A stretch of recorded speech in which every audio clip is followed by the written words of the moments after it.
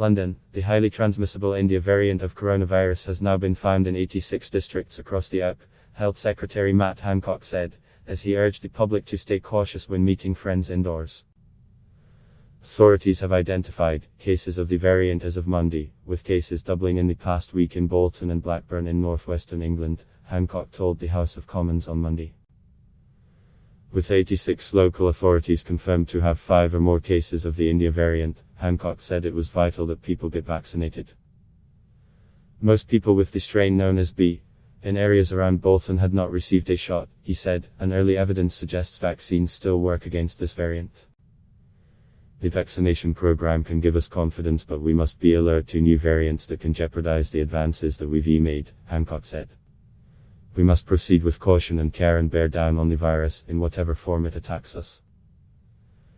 An England-wide ban on households mixing indoors was relaxed Monday, and bars, restaurants and cafes were allowed to open to customers inside for the first time in months. The vaccine rollout is being altered to give over -50s and the most vulnerable their second dose more quickly to ensure they are protected as soon as possible. Prime Minister Boris Johnson has already warned that the final stage of lifting restrictions, due on June 21, may be delayed amid rising concerns over the new variant. Travel concern Hancock faced repeated questions in Parliament over the reopening of international travel, given that many variants are brought into Britain from overseas. From Monday, Britons are able to travel to a number of countries on the so-called green list, including Portugal and Israel, with no need to quarantine on return.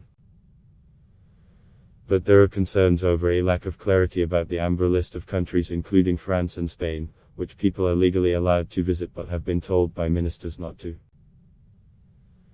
Jeremy Hunt, a Conservative Member of Parliament and former Health Secretary, called for absolute clarity on the rules.